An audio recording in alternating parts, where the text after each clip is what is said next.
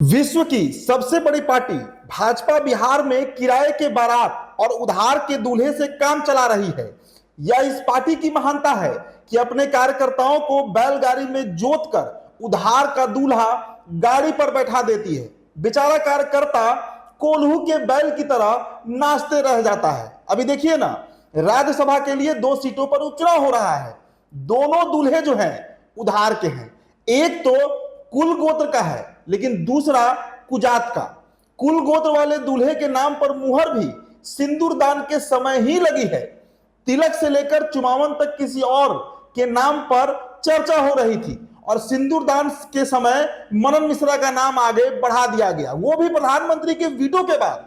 बराती से सराती सब हतप्रभ रह गए, लेकिन अब सिंदूरदान का अक्षत को छींटना ही था। कुजात वाले दूल्हे के नाम पर मुहर 2 महीने पहले ही लग चुकी थी, लेकिन यह तय नहीं था कि वरमाला किस गले में पड़ने वाला है। लोकसभा चुनाव हारने के बाद उपेंद्र कुशवाहा सदमे में चले गए थे। पालकी में नरेंद्र मोदी और नीतीश कुमार का कंधा होने के बाद भी डोली जो है वो सोन नदी की धारा में बह सी गई थी।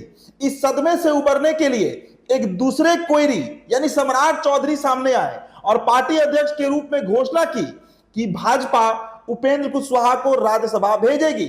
विधानसभा के सत्र के दौरान जब सम्राट चौधरी से पूछा गया कि यह कॉन्ट्रैक्ट आखिर कितने सालों का है, उपेंद्र कुशवाहा को कितने सालों के लिए राज्यसभा भेज रहे हैं, तो उन्होंने कहा कि यह तय नहीं है। हालांकि उपेंद्र कुशवाहा अपने समर्थकों से कह रहे थे कि 4 साल के लिए राज्यसभा जाएंगे। मतलब जो सीट राजद की मीसा भारती के इस्तीफे से खाली हुई थी उस पर वो सांसद बनेंगे, लेकिन नामांकन में बाजी पलट दी गई। उनसे 20 महीने वाली विवेक ठाकुर की सीट पर उपेंद्र कुशवाहा का पर्चा भरवा दिया गया। भाजपा ने पहले काराकाट में उपेंद्र कुशवाहा को हरवाया और अब राज्यसभा उपचुनाव में नीतीश कुमार को गच्चा दे दिया। देखिए, उपेंद्र कुशवाहा काराकाट से सांसद रहे हैं और काराकाट से वो 3 बार चुनाव लड़े हैं। तीनों बार अलग अलग पार्टी और अलग अलग समर्थकों के साथ वो चुनावी मैदान में रहे हैं। 2014 में बीजेपी के समर्थन से मैदान जीते थे, जबकि 2019 में राजद के समर्थन के बावजूद वो हार गए थे। 2024 में बीजेपी और जदयू के समर्थन के बाद भी नहीं जीत पाए। मगध और शाहाबाद की 7 सीटों पर एनडीए का सफाया हो गया। इस हार पर मरहम लगाने के लिए बीजेपी ने अपने कोटे की सीट पर उपेंद्र कुशवाहा को राज्यसभा भेजी, लेकिन यह दुर्भाग्य रहा है कि कोयरी नेता को भूमिहार की जूठन से संतोष करना पड़ा है। विवेक ठाकुर का कार्यकाल मात्र 20 महीना बचा हुआ है, जो 9 अप्रैल 2026 तक का है। इसी कार्यकाल के लिए उपेंद्र कुशवाहा चुने जा रहे हैं। हालांकि उपेंद्र कुशवाहा की विशेषता रही है कि उनकी दोस्ती कभी अस्थायी नहीं रही है, न नीतीश से न तेजस्वी से। भाजपा से भी ज्यादा उनका नहीं बनता है। अब याद कीजिए, एक मुकेश सहनी हुआ करते थे।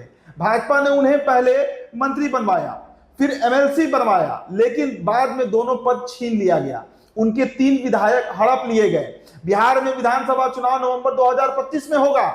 इसमें उपेंद्र कुशवाहा को उम्मीदवार के साथ कुछ टिकट भी दिए जाएंगे, लेकिन अप्रैल 2026 तक उनका भविष्य तय हो जाएगा। उसके बाद राज्यसभा सदस्यता के साथ पार्टी का अस्तित्व भी समाप्त हो सकता है। इसको लेकर कुशवाहा जी को थोड़ा सचेत रहना होगा।